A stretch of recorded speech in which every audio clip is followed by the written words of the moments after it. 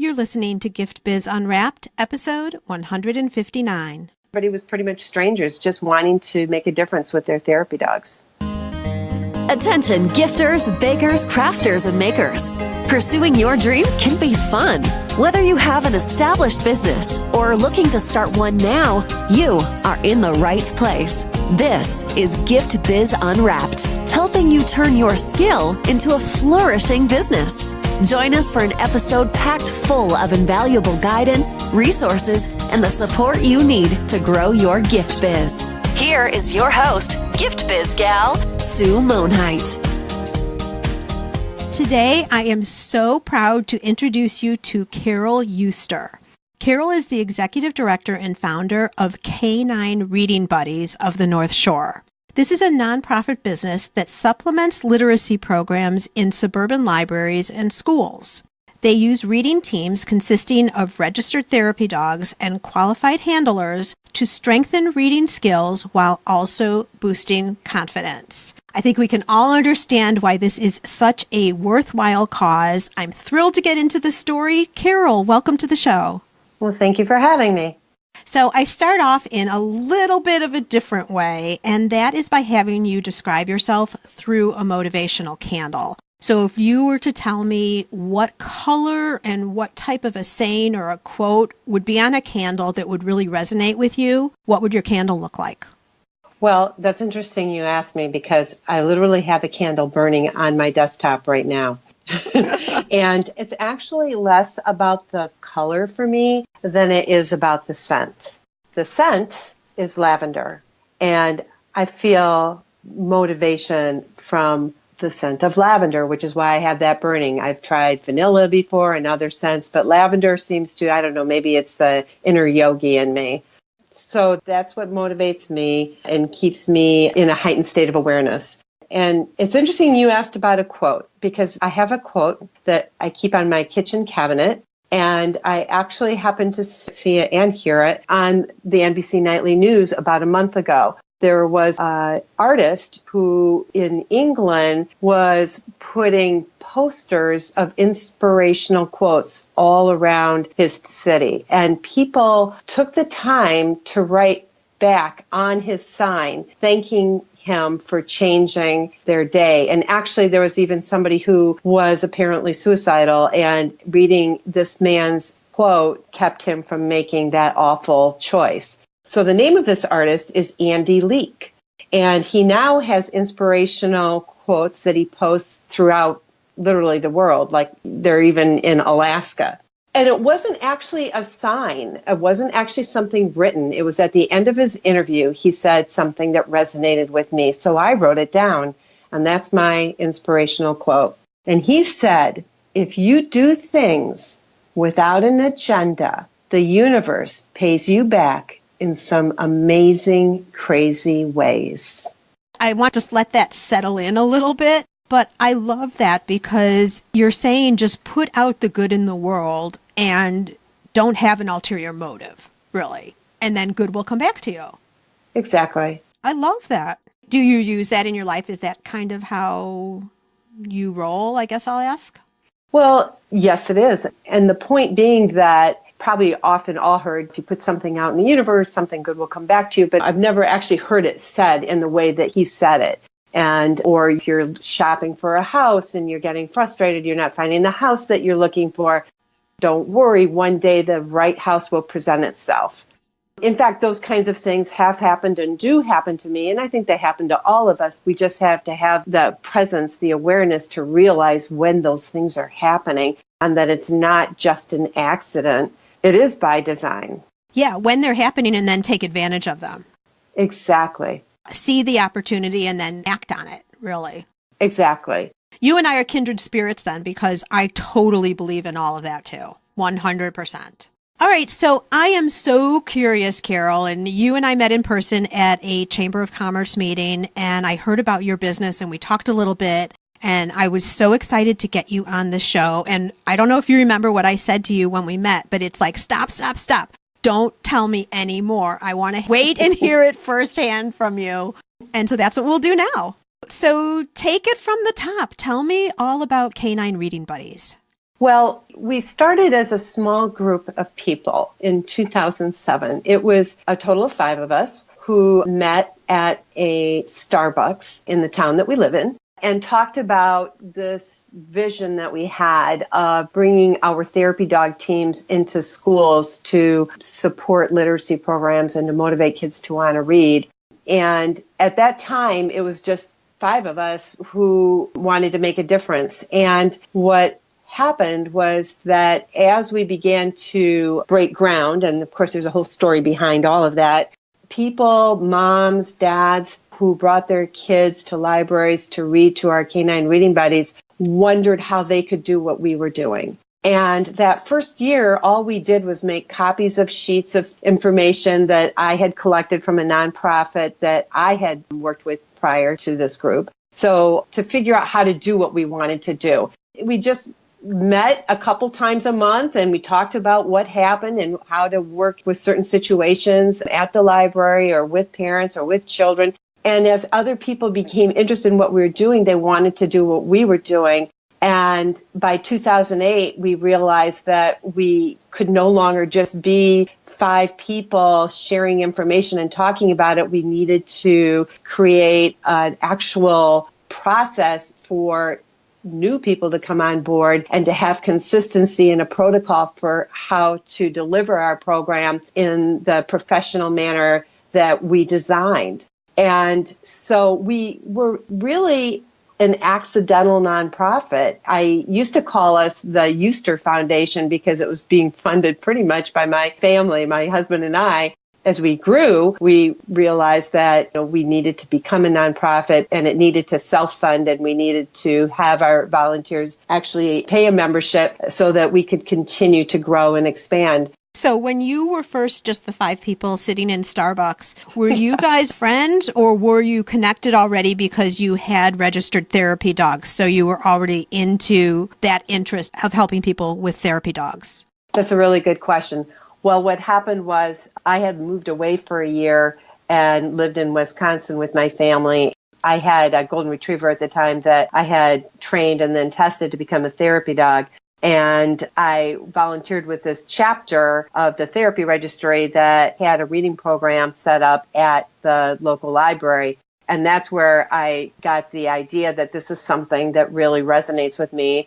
And I participated in that program that whole year. And when we moved back to Highland Park, there wasn't a program like that.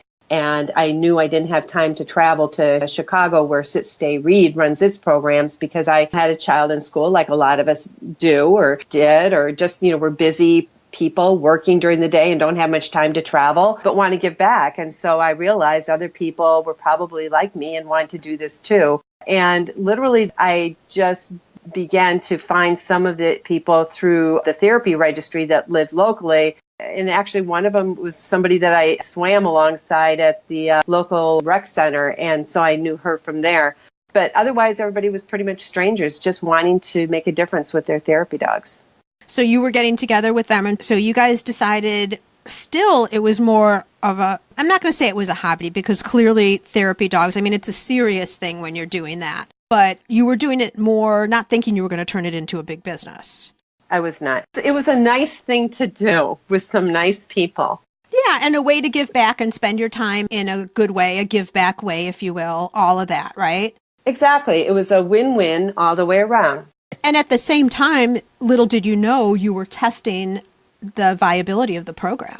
Right, exactly. So was there a trigger? You were saying already the size, there were so many people interested in doing this too, but was there a certain point in time when you just said, all right, no, now we have to put systems around it. We have to become more professional and organized. Or did it just kind of evolve to that realization?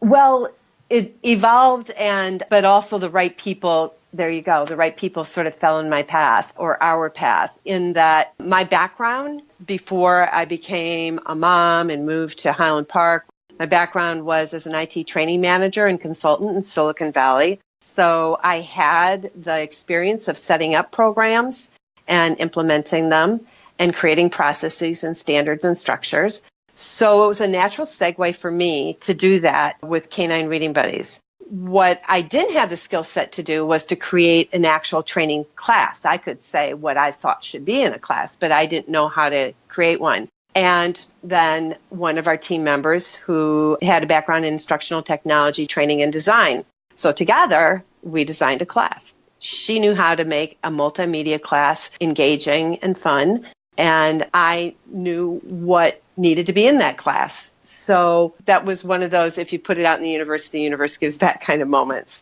Yeah, totally. The other thing that I really like here, just by way of a demonstration for our listeners, is you had different people with different skills. I don't know what the other three people, you just described you and this other person as part of your group, but it's nice if you're putting something together where there's a group of you, that each of you brings something different to the table. Exactly. One of our team members is and was, she's still active with us, a certified teacher. And she ended up going for her master's in ESL instruction. And along the way, a lot of how she got to where she is was by having volunteered with us and being exposed to a higher Hispanic population that were struggling readers. And that gave her the idea to move on with extra education and get a degree. And now she's back in school teaching, but she still helps out with our program on weekends. Oh, that's wonderful. That's a great story. You each were helping each other there, for sure. Give us a little feel for what the organization looks like today. So today we have upwards of 50 to 60 volunteers. And what evolved was we started out as trained therapy dog teams going into schools and libraries, but then it evolved into needing somebody to run those programs at the libraries. When we just had one library, I would run the program, but now we have 8 libraries. It may come as a surprise to you, but I can't be everywhere. You can't. You're Superwoman, right?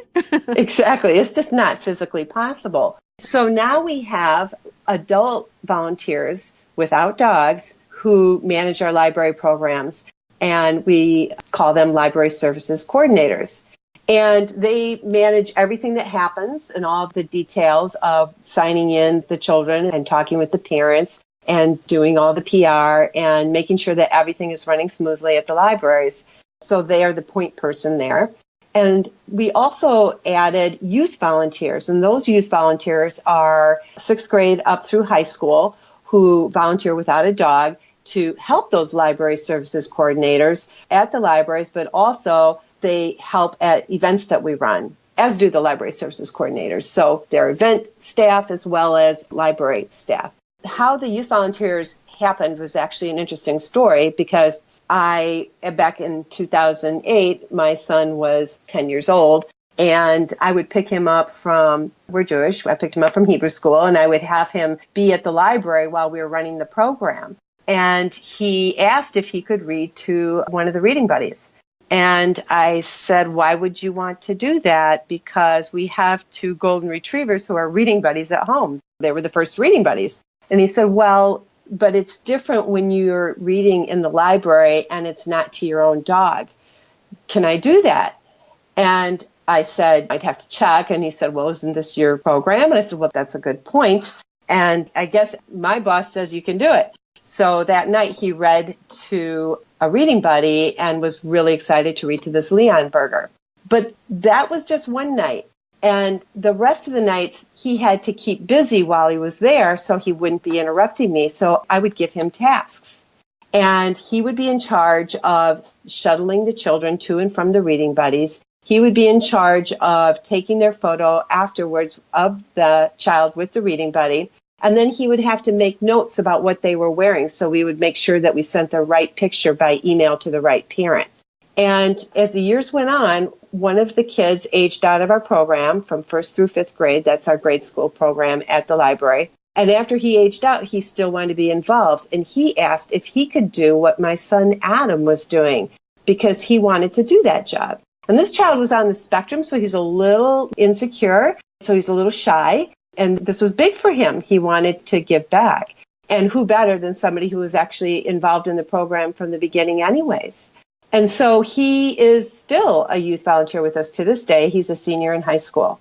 Now we've had just numbers of youth volunteers throughout every school year asking to volunteer with us. And their parents love it because it empowers their children. It teaches them responsibility. It's not just a nice to have job. We really need their help, and they're important. I am so impressed with the inclusiveness of the entire program. Now you're talking about not only the younger students, I'll call them, being participants, but then also helping others, helping the children who are reading to the reading buddies, right? Exactly. But then you've also got the people who have the dogs, and then you also have other people who may not own a dog or have the ability to put a pet through the structure to be able to have them registered. So virtually anybody who has a passion could potentially find a space within your organization. Exactly. I mean, the library services coordinators love being around children, love being around the dogs, and love giving back and making a difference. One of our coordinators, she has been on the board of Lurie's Children's Memorial Hospital for like 25 years. And this is her favorite thing to do once a month. She goes to this little one-room library in Highwood once a month. We just have one reading team there. She just loves it. And a couple of our other library services coordinators are retired school teachers. So they just love being around the kids and the dogs. Oh, I love this. So I know for sure that therapy dogs do something physically when you're around them. You can bring therapy dogs into hospitals just to meet with patients for a mood elevation or something. I also know in senior centers, assisted living, they'll bring dogs in. Can you share with us some of the research of what happens physically when you're around animals like this? Carole is going to give us her answer right after a word from our sponsor. This podcast is made possible thanks to the support of the Ribbon Print Company. Create custom ribbons right in your store or craft studio in seconds. Visit theribbonprintcompany.com for more information. Well, certainly. The truth is that just being in the same room as a dog lowers blood pressure and reduces anxiety, even if you don't pet that dog. So when you do pet the dog, then your oxytocin levels go up and your stress levels go down. It just is a naturally occurring experience. And the result is that when people are relaxed, and especially in a situation where you have a struggling reader, then they can focus because they're not feeling nervous. That's actually the magic that happens. People tend to open up more, and it's not through any kind of solicitation necessarily. We do stress relief clinics at the high schools. These are teenagers. If you have a teenager in your house today, it's hard to get your own teenager to talk to you, much less one you don't know. And when you have a therapy dog at your side and they're petting your dog, they open up. They tell you things that they would never normally tell you or anybody in a public setting, except for the fact that that dog is there and they're relaxed enough to just chatter away. And oftentimes they say things in front of kids they don't even know, and sometimes it's personal. Oh my gosh, yeah. But again, they all feel relaxed. It's just something different happens when that dog is there. It sounds kind of magical, actually. Yep, and it is. In fact, when I take my work breaks, I go to my therapy dog. And he's not actually a therapy dog yet. He's a 2-year-old golden retriever. He'll be tested, but he provides therapy to me. Because the beautiful thing is that when you are with that dog, your dog, there is only that moment. If we could just learn from our dogs, they're not thinking about yesterday and what they should have done. They're not thinking about their to-do list today or what they want to do when you're done petting them. They're in that very moment. And if we could all just be in that very moment, we would all have a lot less stress. I so agree with you there. But you know what has just happened, Carole? Anybody who's listening who has wanted a dog, I think we've just convinced them. It's time. It's time to go out and get a dog, whether it's for therapy or just for your house as a pet to have a companion. Exactly. So you can proudly blame Carole and I for that, for your renewed passion of and interest, Gift Biz listeners, of wanting to go get a dog. Let's talk through more of the business end now. Was there ever a time that was really challenging and a real big struggle as you got from 2007 sitting around in Starbucks, one of my favorite places, to where you are today? Any challenges that you could share with us? Yes. And I didn't have to think very hard to bring this one up. When we started out, our teams were all registered with Therapy Dogs International. And what happened was, it's a very long story that I'll make very short. they decided that any team registered with them could not volunteer with any other nonprofit, regardless of whether it was another therapy registry. It could be, there's another nonprofit, Reading Education Assistance Dogs, which actually is how I learned about how to set up our program here, because I first became a Reading Education Assistance Dogs team. Therapy Dogs International would cancel your membership if you volunteered with any other nonprofit. So what ended up happening was my teams began to get letters, as did I, that Therapy Dogs International was going to cancel our membership. They offered me that I could, and I got on the phone with the president, Ursula Kemp, at the time, and I explained to her that we are a registered nonprofit, a 501c3. We do fundraising. And that it made no sense for them to cancel our membership because we're a literacy program that uses trained therapy dog teams. We're not a therapy dog registry. So their reason for canceling all our team's membership and mine made no sense. And she said to me, well, you could become a chapter of Therapy Dogs International and then raise money for us, but not be recognized as K-9 Reading Buddies of the North Shore anymore. And I thought, well, why would I do that? I mean, I spent all this time working on our nonprofit, building it, developing a reputation. Why would I fold it and raise money for a therapy registry, especially since they don't have a therapy dog program? They had a little thing they put out flyers saying they had a program called Wagon Tails. And it was just a one-sheet piece of paper that said, in general, what you could do. Ours is a full-blown program with training. Right? It's not just a one-sheet thing where people just go out and do something. Not to disparage any of your listeners who may be doing that, and that's fine that they're doing that because reading programs need to be a lot of places and we can't all be everywhere at the same time. So however some of your listeners may be doing a reading program, that's a good thing. It's a bad thing to tell other reading programs that they can no longer do it, though. Right. That they must dissolve and desist. So it was an extremely stressful period. It happened during the holiday season, and I was beside myself. I didn't know quite what to do, but I did know about other therapy registries. So I did my research, and I built a relationship with what was called at that time Therapy Dogs Incorporated. Same acronym, different nonprofit. And I spoke with the executive director that we had we must have had 20-something odd teams at that time that were all registered with Therapy Dogs International, that their memberships were going to be canceled, but we had programming ongoing and we needed to keep with their schedule. Is there any way they could work with us to test our teams and have them switch over all at once? Well, our story was an old story. They'd heard it before. They were getting a lot of new members from Therapy Dogs International. Therapy Dogs Incorporated, their mission is to provide testing, temperament and obedience, and provide insurance for their members to go out and do therapy work. And that could be wherever they choose to do it. There's no stranglehold on how and who they do it with. And that's their whole purpose. And so they were very gracious, and we were able to set up testing for all of our teams and transition them all at once. And it wasn't easy. And it was extremely stressful. And I remember at the time hearing that Miley Cyrus song, The Climb. And I would use that as sort of like my mantra because it seemed like an insurmountable mountain. I didn't want to quit. I didn't want somebody telling me no. It was important. And we never looked back. And now we're all with Alliance of Therapy Dogs and couldn't be prouder.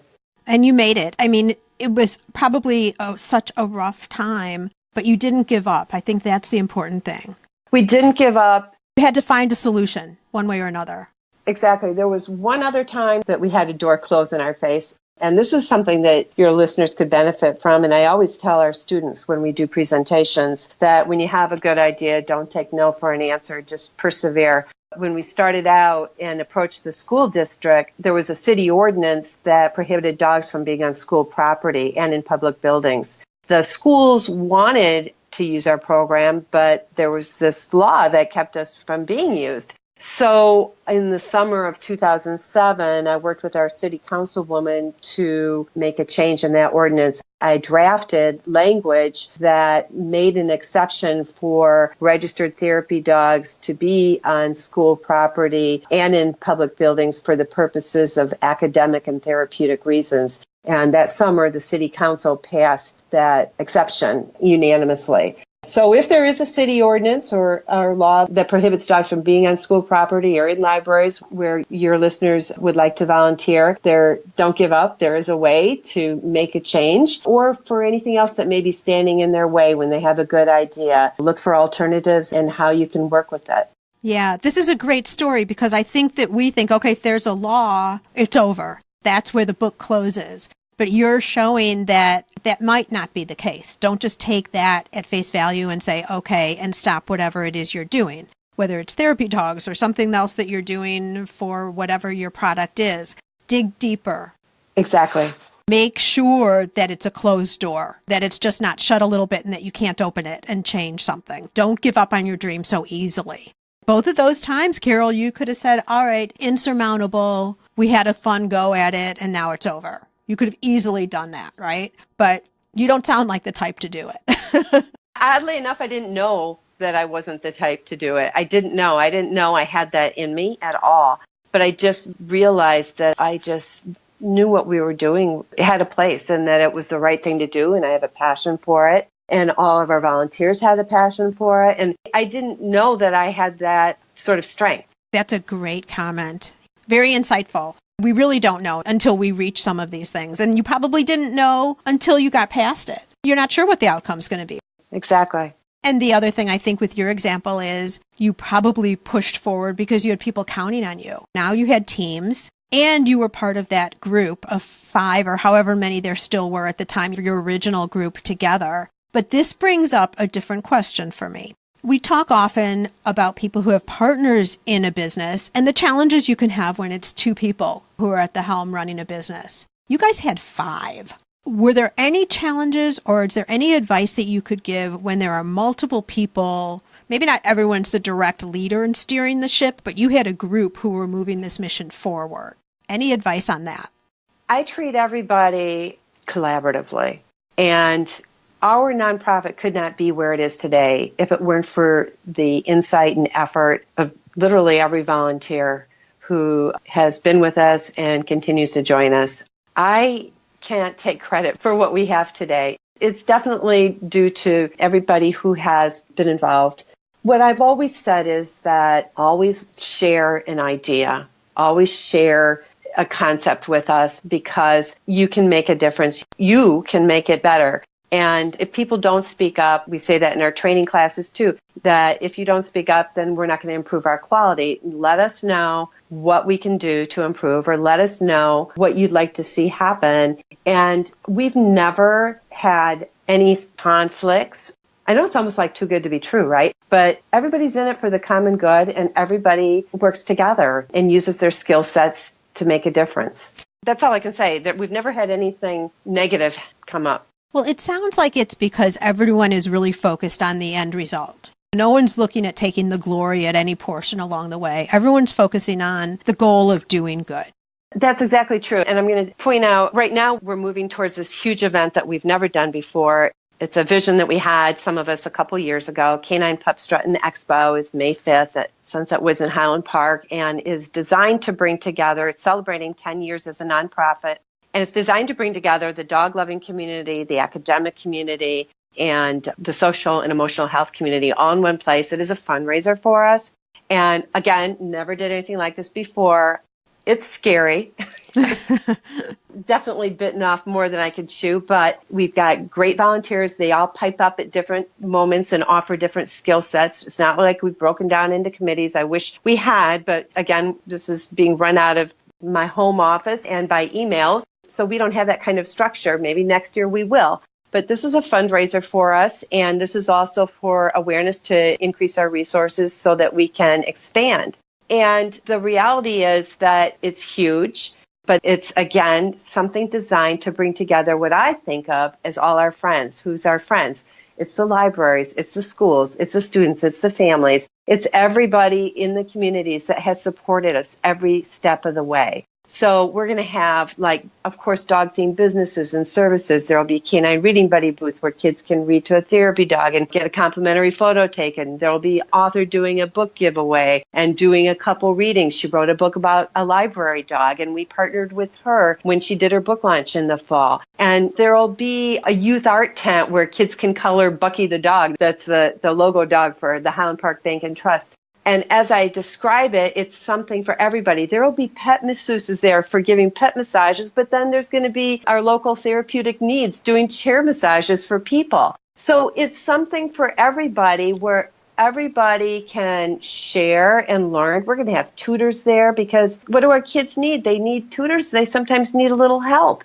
And we'll have human tutors there, not just dog trainers there and groomers there promoting their services for people who maybe they just moved and they don't know what's available. So it's something for everybody. And that isn't my other big dream, to just pull together the communities all along the North Shore and beyond to share information on a beautiful May morning. Hopefully it's warm then.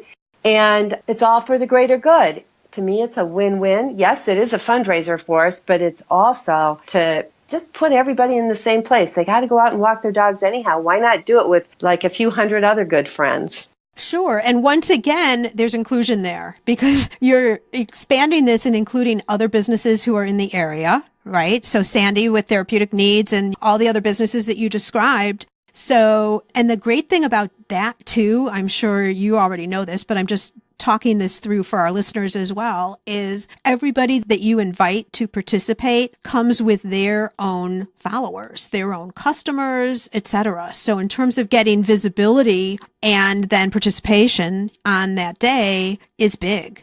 Exactly. We have from the pet stores like Bentley's and Kreisers. And I think when I met you, we weren't even at this point when I first met you at the chamber meeting. And Pet People is going to be there. And then we have Carriage Hills Kennels and Rover's Place. So we have doggy daycare places that'll be there. But then we also have with merchandise that none of us, maybe a lot of us haven't seen before because they're coming from other places. So people who are like looking for cute little dog accessories for their dogs, they're going to find it there at this pet expo. Just really something for everybody. And our author is giving away 100 books of her story about a library dog. It's called The Secret Room. For the first 100 children she meets, she's giving a brand new book. Oh, that's so wonderful. Isn't that nice? Oh my gosh. What an exciting thing to look forward to. I'm sure there's a lot of work, an organization and all of that, but what a great mission to do this event. Yeah, it's a lot of work, but again, what I'm going to say is that different volunteers of mine pop up at different times and they say, can I help you with this or can I help you with that? And then I tap into them. So in that way, as it has always been, we're a bit organic, but it always works out. That's fabulous. Now, you've mentioned that you're working out of your house and you have a lot of things in play, right? Because you have events that you're doing, you have the libraries, you have the schools, all of this stuff all together. How do you keep everything organized from a home office business perspective? Well, I'm a Virgo, which means we're detail oriented. Well, that's it. We're done. Yeah, enough said. So, yeah, I don't know. It's kind of crazy. I think I'm just a natural multitasker. But if I'm sitting in my office right now and I do have easel-sized Post-it sheets all throughout my walls. Now, due to this event, normally I wouldn't have it that way. But because this event is something we've never done, and again, I will say, oh yeah, a little bit scary, but we do have some help with a production company helping us and a PR firm. Luckily, they take pity on us and give us nonprofit rates. So otherwise, this fundraiser would make us go broke. So right now, that's kind of how I do it with these easel-sized Post-it sheets to make sure I stay on track in different areas. And I just create a lot of files and label them. And then I also recognize that I do have to shut down after like 6 o'clock. I have to stop because when what you do is your passion, you actually never leave it. It is with you 24/7. You think about it constantly. But there is some point where you have to say, okay, I seriously have to turn off because we're not machines. Absolutely right. You've just given us 3 really good points. The first thing that I love that you were saying is about outsourcing some of this. You're not the professional at putting on events, although you're so professional and you probably could do it all yourself. But you have everything, all the normal everyday things that you need to do to keep the organization running. Correct. So outsourcing to somebody who has that skill already is such a smart thing. And Gift Biz listeners, for you, it might be have someone help you build your website or have someone figure out how to put up your social media or whatever it is. But consider if this is not a talent that you have or the time, outsourcing just even by a task. Doesn't have to be forever. It could be just on a project basis like Carole's talking about. The other thing that I really liked about what you're saying, Carole, is the Post-it notes, because you're getting your ideas up where they're visible at all times and you can move them around. So I bet that's been really helpful. Right. So what happens when you hire a PR firm and a production company is that they create projects for you. And so you're suddenly thrust into an area of tasks, doing things that you've never had to do before. So it's quite a learning curve. But it creates a project list then have to design so that you fulfill on your end. And so that describes a lot of the Post-it sheets, the easel-size Post-it sheets, so that we make sure we stay on track with what our commitments are in order to follow through on the project that we got handed by the production company or the PR firm. Right. You weren't expecting that, it sounds like. Well, yeah, because we've never done this before. So the thing is that with the production company, they'll be managing all the on-site event and coordinating all of that. But bringing in the dog team businesses and merchants and all the relationships lands on us. And when I say us, that kind of usually means me. But there's all this support system. So they're not here with me, but they're there for me to call up or tap into it, as is my web designer. And I will say this one thing about the website since you brought it up. It wasn't until this last fall, so pretty much 11 years, that we had a website up. We had a couple false starts, and so wasn't to my liking with a couple relationships that we had a few years ago. And I wanted a certain look and feel. So I wasn't just going to put up brochureware. I really wanted a look and feel that represented us. And finally, I landed with the right relationship in, I think, North Carolina. Could be South Carolina. So hopefully they're not listening because I might be confusing my Carolinas. But anyways, they are so supportive and so wonderful. They came up with the right look and feel for us. And we get compliments all the time. And they taught me how to work with them to give them the right content to get that look and feel. So we're really proud of it. It's beautiful. In preparation for us talking, I did take a peek over at the site. It's gorgeous. Well, thank you. And so that's what I want your listeners to know, that don't be in a rush. You feel you're there now. You do exist with your product, and we existed for 11 years, and it feels like you're not really on the map until you have your website, because people always say, oh, so what's your website? And you feel bad because you say, well, I don't have one. But it's better to say, I don't have one, than to say you have one, but inside you feel like it's not one that you can stand behind. It's not one that you're proud of. I recommend waiting until you get the one that you'll be proud of. But don't wait too long. Right. 11 years is too long. I feel like everybody needs their website. And for credibility too, because what do people do if they're not sure of an organization? They're going to go look at the website. And if you don't have one online, it could bring up questions. Exactly. And then your point about free time, boy, can you teach me how to do that? Because I am not good at that, but I know how important it is. Just taking time, walking away. And you're so much better when you come back, when you do walk away for a little while. All right, if someone, maybe it's not doing exactly what you're doing, but someone's on the brink of thinking, all right, maybe I can start this vision that I had for a business. Maybe it's doable. What would you say to someone who's just on the edge and needs that little push to get started? I would say to them that you really have to believe in yourself and you have to believe in your mission. Because if you do, nothing will stop you. And just to persevere. And the other thing is a quote from one of those motivational signs that a lot of us have had over the years. To stay the course, sometimes you have to make waves. And don't be afraid to do that. Don't be afraid. Just dive in. Perfect. Have a plan, but dive in.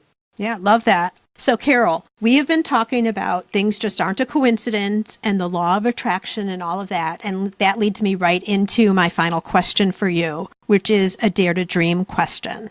I want to present you with a virtual gift. It's a magical box containing unlimited possibilities for your future. So this is your dream or your goal of almost unreachable heights that you would wish to obtain. Please accept this gift and open it in front of all of us right here. What is inside your box? Well, my box contains therapy dogs at every school to help every child who needs it. I just think that would have a huge impact because these children grow up. They grow up to run our country and to run our businesses. And up until second grade, kids learn to read, but after third grade, they read to learn. So if they can't read, we're all in trouble. So if we could have therapy dogs at all the schools to support all the kids and reduce their anxiety so that they could focus and read, I think our world would be a better place. Beautiful. I've got to tell you, while you're saying that, all I see is a box opening up and all of these cute, adorable puppies jumping out. And I'm taking every single one of them. There you go. Really. So, all right, if you could tell us one place online where you would direct someone if they want to know a little bit more about the business, whether it's your Facebook page or website or wherever, what would you say right here for people who are just listening? I would say go to K9RBNS.org. That's K as in K9. So K the letter, 9 the number, RBNS as in Reading Buddies of the North Shore. So K9RBNS.org. And just take a look around. Good pictures, good information, not too wordy. Whether you're just interested in what's involved or how you could be a volunteer or what did those youth volunteers do anyways, all your answers should be there. Perfect. And Gift Biz listeners, you also know there's a show notes page. I'll have all their other information there, Facebook links, etc. So just jump over to Gift Biz Unwrapped and you will see Carole's show notes page there. Carole, I'm so glad we got this together. I know you're so busy with your event coming up. We were kind of going back and forth as to whether we could get this in. Thank you so much for taking the time. Really, really good and solid business skills that you've talked with us about in terms of strategy and planning and working as a team. I really, really appreciate your business expertise and you sharing it with all of us. Well, it's been my pleasure. Thank you for having me. There you have it, Gift Biz listeners. If you have ever thought of turning a passion of yours into a nonprofit, Carole has really delivered the goods, overcome obstacles, and really built something great. Speaking of great, I cannot wait to share with you our episode for next week. If you have been looking at getting into corporate, landing big accounts from companies you've just had your eye on and felt that there was no way you could possibly get in and talk with them and actually get the business, you do not want to miss what's up next week. I'll see you then. This episode is all wrapped up, but fortunately, your Gift Biz journey continues. Are you eager to learn more? Our Gift Biz Gal has a free download just for you. Head over to giftbizunwrapped.com/12 steps to get your copy of the 12 steps to starting a profitable gift biz. Don't delay. Head over to giftbizunwrapped.com/12 steps today. And until next time, happy business crafting.